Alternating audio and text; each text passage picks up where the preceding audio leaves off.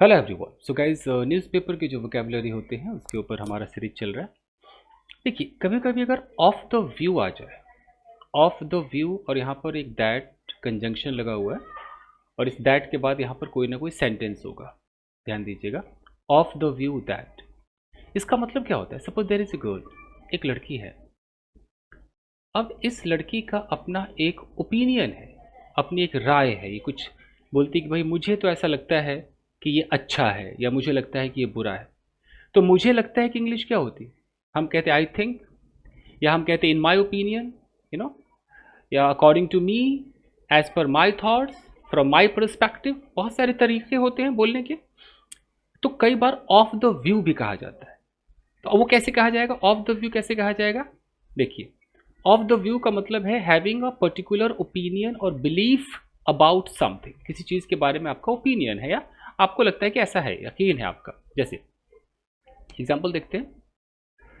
यहां पर एक सब्जेक्ट लगाया गया द कमिटी, और यहां लिखा गया वॉज ऑफ द व्यू।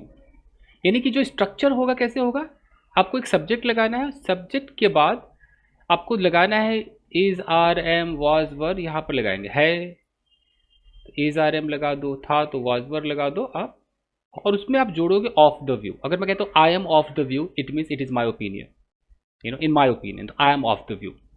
तो यहाँ पे लिखा है कि the committee was of the view, यानी कि ये कमिटी का एक ओपिनियन था। क्या ओपिनियन था, that the project should be postponed until further notice, कि प्रोजेक्ट को पोस्टपोन कर देना चाहिए जब तक आगे कोई नोटिस ना आ जाए।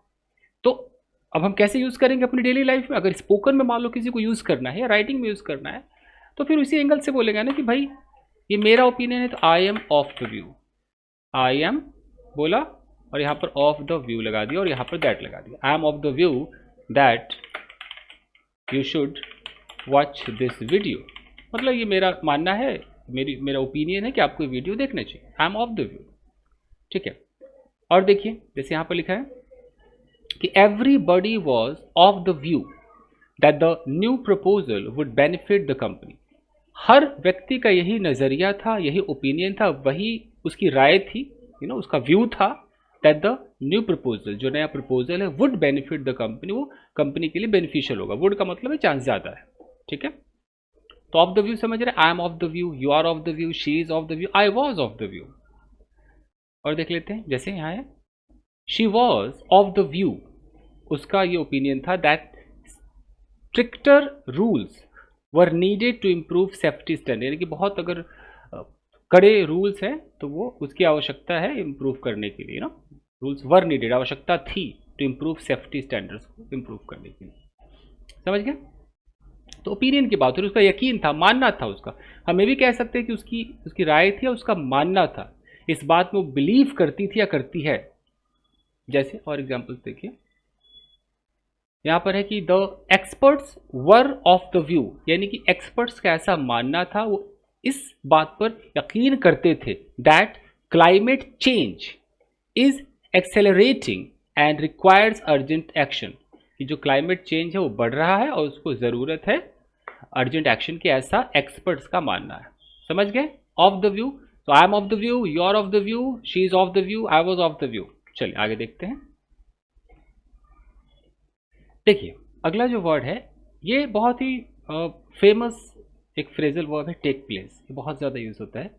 टेक प्लेस का मतलब होता है किसी घटना का घट जाना। मान लो कि अगर कहीं पर कोई एक्सीडेंट हो गया, ओके, अब एक्सीडेंट हो गया मतलब घटना घट गई। वो हो जाने के लिए हम क्या कहेंगे, कई लोग होने को हैपन कह देते हैं, बट अखबारों में टेक प्लेस से बेहतर कोई वर्ड नहीं है, बहुत अच्छा बोलते हैं। कई लोग अकर बोलते हैं।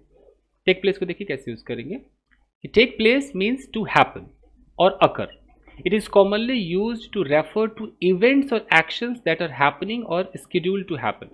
या तो होने वाला है या हो गया है, तो आप टेक प्लेस बोलेंगे। यहां पर देखिए, जैसे the meeting will take place tomorrow, यानी कि कल मीटिंग होगी। तो ये जो होगी है ना, इस होगी के लिए हमने टेक प्लेस बोल दिया है। अब यहां पर मीटिंग विल हैपन टुमारो उतना असरदार नहीं है, आप टेक प्लेस बोलिए, बहुत फेमस है, स्पोकन में भी यूज कीजिए, मैं तो यूज करता हूं इसे। मीटिंग कल होगी। The concert took place last night. अब टेक का सेकेंड फॉर्म टुक हो गया, यानी कि जो कॉन्सर्ट था वो कल रात को हुआ, जो भी हो, गाने का कॉन्सर्ट हो, जो भी कॉन्सर्ट हो। यहाँ तक कि wedding ceremony, the wedding ceremony took place at a beautiful venue, बहुत अच्छी जगह पर वेडिंग सेरेमनी भी हुआ। और हम ये तमाम चीज़ों के लिए टेक प्लेस का यूज़ करते हैं, जैसे मीटिंग के लिए आपने किया, आप इसे इवेंट के लिए कर सकते हो, आप सेरेमनी के लिए, वेडिंग के लिए, कॉन्फ्रेंस के लिए आप कह सकते हो कि the international conference will take place in Paris, Paris में एक कॉन्फ्रेंस होगा। प्रोटेस्ट के लिए भी यूज़ कर सकते हैं, आप कह सकते हैं कि the protest march will take place on Saturday, एक प्रोटेस्ट मार्च होगा सैटरडे को। यहाँ तक कि कई बार तो एग्जामिनेशन के लिए लोग बोल देते हैं कि the exams will take place next week, और जिनको नहीं पता हैपन हैपन बोलेंगे अपना। ओके, और देख लीजिए रीयूनियन है, the family reunion will take place, festival है, परफॉर्मेंस है, ऐसे यूज़ कर सकते हैं आप। चलिए आगे देखते हैं, अगला वर्ड शुरू करते हैं। देखिए गाइस, अगला जो वर्ड है शॉर्ट लिव्ड, बहुत प्यारा एडजेक्टिव है ये, एडजेक्टिव कहेंगे इसे शॉर्ट लिव्ड। देखिए शॉर्ट लिव्ड का मतलब क्या होता है। मान लीजिए कि यहाँ पर एक लड़की है, एक लड़का है, इस बार लड़के का एग्जाम्पल लेते हैं, ये लड़का है और ये खुश है, लेकिन इसकी खुशियाँ बहुत छोटी सी है, बहुत कम पल की खुशियाँ हैं, अचानक इसकी खुशियाँ छिन गई। तो इसकी जो खुशियाँ थी वो बहुत ही कम वक्त के लिए थी, कम पल के लिए थी, कुछ क्षणों के लिए थी। उस कम वक्त को, कम पल को हम शॉर्ट लिव्ड कहते हैं। यानी कि कोई भी चीज़ अगर शॉर्ट लिव्ड है मतलब वो बहुत ही एकदम क्षण भंगुर है, बहुत जल्दी वो ख़त्म हो जाएगा। जैसे यहाँ लिखा है कि short lived refers to something that lasts for a very brief period of time, बहुत कम समय के लिए रहता है, और something that does not endure for long, और लंबा वो टिकता नहीं है, वो शॉर्ट लिव्ड है। जैसे आप इसका इस्तेमाल हैप्पीनेस के लिए तो कर ही सकते हैं कि their short lived happiness ended, उनका बहुत कम पल का जो हैप्पीनेस था वो अंत हो गया। When the storm destroyed their home, जब तूफान ने उनके घर को डिस्ट्रॉय कर दिया। अब इसका इस्तेमाल आप कहाँ कहाँ कर सकते हैं, देखिए जैसे सक्सेस के लिए है, मैं आपको ऐसे करके दिखाता हूँ, बड़ा करते हैं इसको। अब जैसे सक्सेस है, सफलता है, अब किसी ने बोला the company short lived success, तो सक्सेस एक नाउन है, इससे पहले अगर शॉर्ट लिव्ड लगा दिया आपने, ये आपका एडजेक्टिव हो गया।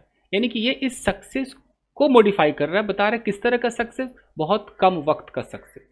तो हम कह सकते हैं कि okay you are successful but your success is short lived, मतलब शॉर्ट लिव्ड है, छोटा सा सक्सेस है, it is going to end सून।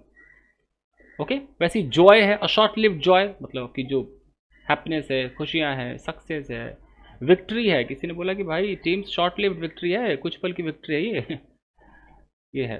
तो लव है, कह सकते हैं शॉर्ट लिव्ड लव, उम्मीद है कम वक्त का, तो शॉर्ट लिव्ड का मतलब है कम पल का कोई भी चीज़ है शॉर्ट लिव्ड है। तो यही 3 वर्ड्स थे, मिलते हैं अगले एपिसोड में गाइस, वीडियो को लाइक कीजिएगा। Thank you everybody.